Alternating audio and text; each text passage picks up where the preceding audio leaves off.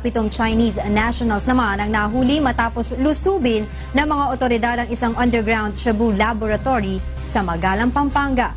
Ito ang balita ni Joshua Antonio. Sa Pampanga, pasado alas 11 kaninang umaga ng lusubin ng Philippine Drug Enforcement Agency at Philippine National Police sa bisa ng search warrant ang isang piggery sa Barangay Ildefonso, Magalang, Pampanga.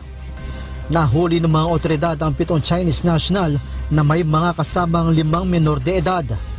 Kinilala ang mga ito na sina Liu Chang, 28 years old, Philip Chang, 31 years old, Wang Ju Chen, 42 years old, Alvin Wang, 41 years old, Xiao Po, Sunny C at Susan Xu. Ayon kay NCR PIDEA Director Wilkins Villanueva, front lamang ang piggery, ngunit ang totoo ay isa itong underground shabu laboratory. 2 buwang nagsagawa ng surveillance ang PIDEA sa lugar, batay na rin sa nakuha nila sa isang informante. Ayon sa mga otoridad, 2 taon nang nakatira sa lugar ang mga Chinese national.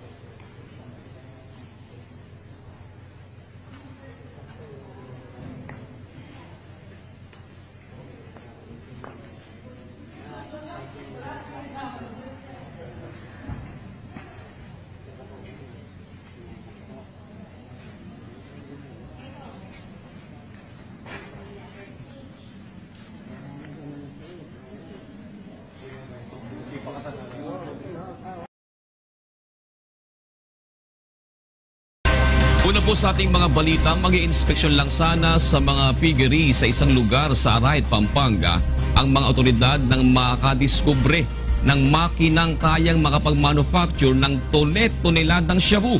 Narito ang hatol na balita ni Joshua Antonio. Hindi inaakala ng mga otoridad na may madidiskubre silang malaking paggawaan ng shabu dito sa liblib na lugar sa bayan ng Arayat, Pampanga. Pasado alas 8 kahapon ng umaga nang salakay ng Philippine National Police at mga kinatawan ng lokal na pamahalaan ng Arayat ang nasabing laboratorio na itinuturing na pinakamalaki sa Central Luzon. Ayon sa PNP, mag-inspeksyon lang sana sila sa mga piggery dito sa Barangay Laquios, ngunit napansin nila ang mga kahinay-hinalang Chinese nationals sa isang malaki ngunit bakanteng warehouse. Kinatok umano nila ang gate nito ngunit ayaw silang pagbuksan ng mga tao sa loob.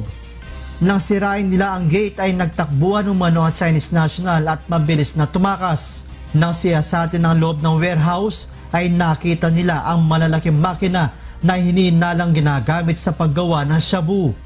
So far, ito na siguro yung pinakamalaki.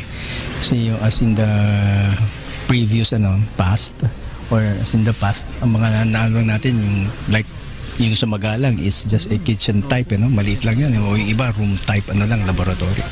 Pero ito talaga nakikita mo ang laki. Ayon sa PIDEA, kaya mag-produce ng halos kalahating tonelada na shabu sa isang araw ang nakitang malalaking makina na may kasama pang 2 malaking generator. Ito lang po, they can produce up to 1,000 kilos or 1 ton of shabu or met. Pwede na po nating mai-consider na mega lab ito. If the production, mag full scale production po ito, kayang-kaya niya po yan. May nakita rin gamit sa bahay sa loob ng compound kung saan umano natutulog ang mga sospek. Ayon kay Mayor Emmanuel Alejandrino, isang nagngangalang Sunny ang kanyang mismong nakausap at tumihingi ng permit para magtayo ng piggery sa lugar. Chinese national umano ang mga amo ni Sunny ngunit hindi nito pinangalanan. Ayon sa alkalde, mandato ng Pampanga government na inspeksyonin muna ang pagtatayuan ng piggery bago payagan ng permit, ngunit hindi nila akalaing shabu laboratory pala ang kanilang matatagpuan. Kasi nung unang mag-applya, nang nalalaman ko is hindi na bumalik. Saan yata ang pangalan nun, mga foreigners daw ang kanyang mga kaya nilayo ko para malayo sa bayan kung gusto niyang piggery. Meron nga silang piggery, ayun yun ang unang apply nila. Chinese ang sinasabi. Yung kung tingnan mo yung mga pinagkainan doon, tsaka yung lahat ng nila, pati sigarilyo, galing ng mainland China eh.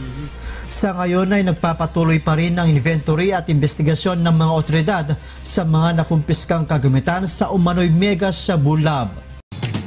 Arestado ang 8 Chinese national sa Magalang, Pampanga. Ang inakalang simpleng piggery, isa palang Shabu Laboratory. Sa isang barangay sa Cavite, hinihinalang mismong ang barangay chairman ang may hawak ng operasyon ng droga. May report si Emil Sumangil. Sinalakay ng mga operatiba ng PIDEA ang lugar na ito sa paanan ng Mount Arayat sa Magalang, Pampanga kanina.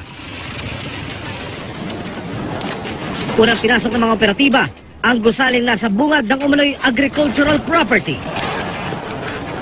Sa taas, yung nasa. Sunod naman nilang pinasok ang bahay na nasa tabi nito.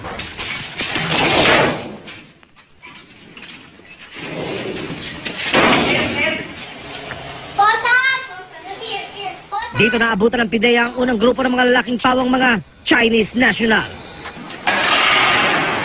Huli nilang pinasok ang bodega na nasa harapan ng compound. Kung saan bumugad sa kanila ang isang hagdanan patungo sa isang underground na silid. Dito tumambad ang mga aparato at ang mismong laboratorio at pagawaan ng hinihinalang shabu. Kaunti lang ang droga na naabutan ng raiding team sa sikretong silid na ito. Nadakip sa operasyon ng 7 lalaking Chinese national at isang babae na pawang mga chemist umano. Kabilang naman sa mga naaresto ang umano'y leader ng grupo. Hindi alam. Anong ginagawa mo rito? Ako talaga PKD dito. Alamin pa po natin kung kanino talaga. Kasi there are, may mga baka mga fictitious names pa, mahirap naman maka-accuse tayo ng ano. Ayon sa PIDEA, 2 buwan na umano nilang minaman-manan ng compound. Dito naman nila napag-alamang ginagamit lang na front ng grupo ang piggery upang maitago ang amoy ng mga iligal na kemikal na kanilang ginagawa sa naturang Shabu Lab. Ginagawa nila parang testing laboratory ito. Na kung saan tinetest muna dito yung sangkap bago gagawa sa malakihan. So kumbaga parang research and development team nila itong...